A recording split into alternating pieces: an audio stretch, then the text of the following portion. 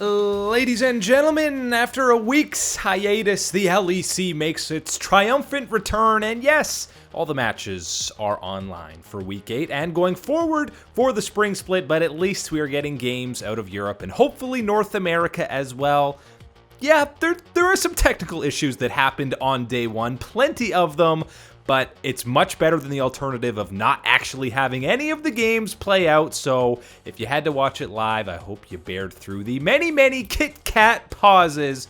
And by the way, Kit Kats are pretty damn good, so give a shout out to them for sponsoring the pauses in Europe, but there were actually matches on the Rift. It kicked off with Mad Lions versus SK Gaming. Mad Lions obviously in the thick of that playoff hunt, a must-win match against SK, a team that they should beat. 10 minutes in, there still were not any kills in this match, and it looks like absolutely there's got to be a first blood here. Everybody low health, everybody surviving, and absolutely nobody goes down. Sacre not in. Venter got the start in the top lane. He had the set, and it took until 14 minutes when we finally got to see some first blood action and some kills, and it was the way of the Mad Lions as first blood picked up by Shadow on the Olaf. Limit on the Tom Kench goes down as well. 2-0 start for Mad. They had an uncontested run at the first 4 dragons to grab them a Mountain Soul. Now 5-2, 29 minutes. There was not tons of action in this game. There really wasn't that much just going on for the most part, as a Baron buff now went over to Mad as well. And finally a flank attempt comes in as Trick and Limit come in, and Trick dies, but Carzy does get blown up instantly on that Famine Senna with the Trundle support in this match, which we haven't seen Trundle be the one to get all these CS, and it worked out pretty well as Humanoid picks up Crown Shot on the outside. SK continues to look not good. Mad Lions, maybe you'd be looking for them to close this game out in faster than 35 minutes, but 12-4 with the Dragon Soul. Make it 13 as the double comes in for Carzy. Go get the Wraiths! They're under the Nexus laser, but it'll be worth it. Mad Lions get the win to move to 9 wins. Second match, Shoko versus Misfits. Much like Mad Lions had to get that win against SK, Misfits need the win against Shoko to... I mean, they're very much in the playoff hunt, but they're fighting for top 3 as Febivin had the Ornn and Lurox on the Lee Sin with Abadaga's Azir. They grab first blood. Razork is not really able to follow up, and there was a lot of attention that Lurox was giving his buddy Azir in that mid lane as Febi goes down again, and again the whole crew comes to the mid lane, including Otawamne's Maokai, and the early game very much in the favor of Shulka as the Galio Fredenic flashes over, but isn't able to find much. Dan does clean up a kill on Otawamne on the outside, but still a 3k gold lead for Shulka, now fighting around that oh-so-coveted Ocean Soul at 24 minutes. The interrupt from Otawamne onto Razork. He cannot get the steal. He also goes down. A kill and a soul over to Shulka. That runs him right over to the Baron as Febivin flashes out and does survive, but that's all, folks. No contest on the Baron. That's the double super buff for Shulka. They grab an Elder as well, and then Abadaga. Ooh, don't do him like that. Flashes over for the triple kill, and he's hunted for more Penta in his eyes. He does grab the Quadra. By the way, all of those kills, he didn't even use his ulti on the Azir. 8-0-3 for probably the most heavily criticized member of Shulka as they complete a huge upset. They're eliminated from playoffs, but a huge blow to the aspirations for Misfits going forward. Shulka looked great. Too bad they started 0-7. Fnatic versus XL at 7-7. XL are on the outside looking in terms of playoffs.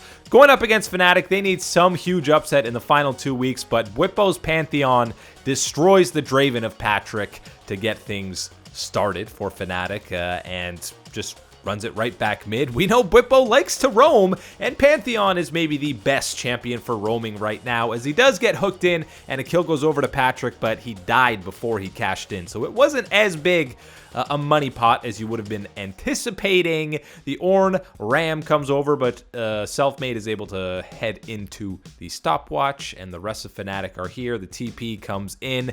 It's It's a trade, but definitely still in the favor of Fnatic as they had a 2K, now 4K gold lead. Around the Herald, though, things get a little bit spicy as Hylissang drops. Reckless is going to jump into the backside of the fight to kill Torre. The 3-man Ornn ulti. Everybody's trapped in the pit for Fnatic. As you know, there was a little bit of lag on a lot of these streams, and this clip is absolutely no exception, but I swear that it's still a pretty decent exchange for XL. 3 kills go over to them. Only 2 members of Fnatic survive, and Bwipo eventually drops to the Requiem.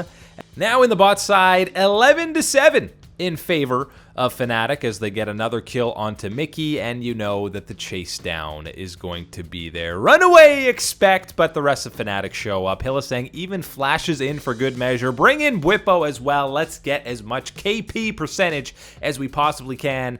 Now there's a Dragon Soul over to Fnatic. Torre gets blown up. Cadril can't really do anything in this fight. He pops the Requiem because why not? And they do actually get a kill onto Selfmade, but it's still 2 kills over to Fnatic, and eventually a Baron would go their way, and it was an inevitable ending for XL. They had a few moments, but for the most part, it was fully Fnatic in control the majority of this game. No deaths for Reckless, and almost 100% kill participation, 5-0 and 12 on the Kai'Sa pick, with 380 carry bans coming out of the Fnatic side.